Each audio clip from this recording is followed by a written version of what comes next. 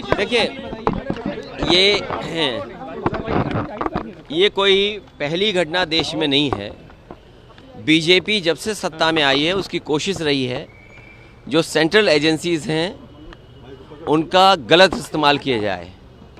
Deputy CM Manish Sisodia लगातार वहाँ की शिक्षा व्यवस्था को बेहतर करने में लगातार काम कर रहे थे और उन्होंने देश के सामने एक मॉडल दिया है।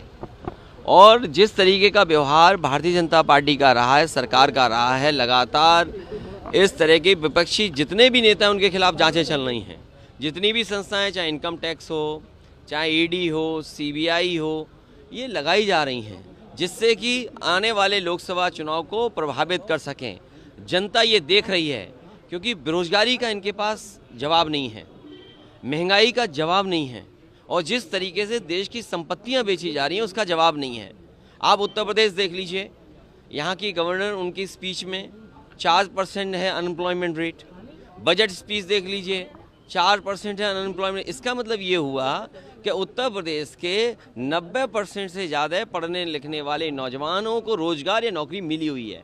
क्या ये सच है? चरम सीमा पर महंगाई। आप सिलेंडर की कीमत देख लीजिए, दूध की कीमत देख लीजिए, आप दालों की कीमत देख लीजिए, आज जो आटा बिका उसकी कीमत देख लीजिए, घी की कीमत देख लीजिए, हर ज़रूरत चीज़ महंगी हो गई है। तो इसका जवाब जब भारतीय जनता पार्टी के पास नहीं है और जिसको भारतीय जनता पार्टी ने बनाया, दुनिया में पहचान दिलाने के लिए नंबर 2 तक पहुंच गए, आज 20 लाख करोड़ के घाटे में चला गया हो इंसान, इसका क्या जवाब है? अगर 20 लाख करोड़ की वैल्यूएशन गई है तो LIC जैसी संस्था का पैसा डूब गया, आपके स्टेट बैंक ऑफ इंडिया का पैसा डूब गया। अरे हमारे मुख्यमंत्री कितने अच्छे थे, सोचिए। यहाँ पर बिजली विभाग का प्रोविडेंट फंड सरकारी कर्मचारियों का एक प्राइवेट कंपनी में इन्वेस्ट हो गया था, वो प्राइवेट कंपनी डूबी, हमारे मुख्यमंत्री जी ने वहाँ के अधिकारियों को जेल भेज दिया, कंपनी के लोगों को जेल भेज दिया।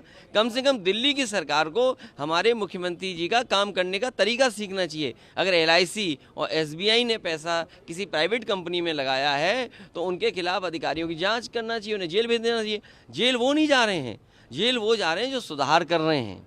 और फिर बीजेपी को ये बताना चाहिए कि मित्र की पहचान बुरे दिन में ही होती है। मित्र के साथ वो खड़े हैं कि नहीं खड़े हैं। मायावती जी ने ऐसे कि प्रोटेक्ट है और हम तब तक अतीक अहमद की बात को मेरे पत्रकार साथियों, ये बात आप समझना कौन कौन मिला हुआ है। ये साजिश बड़ी है और यूपी का चुनाव कोई छोटा चुनाव नहीं है, ये देश का चुनाव है। इस प्रदेश ने प्रधानमंत्री दिया है, ये प्रदेश प्रधानमंत्री देता है, तो इसलिए साजिश भी बड़ी है, साजिश छोटी मोटी नहीं है। हमें तो ये पढ़ने को मिल रहा है कि बीजेपी का कोई अल्पसंख्यक प्रकोष्ठ है वो भी शामिल है और किस किस दल में आए, किस किस दल से संबंध हैं, आप जानकारी करिए। जब उत्तर प्रदेश में एक बाई इलेक्शन था जिसका नाम लिया जा रहा है, उसके भाई को पुलिस कहाँ पर बैठाई हुई थी? बनारस में। ये बड़ी साजिशें हैं।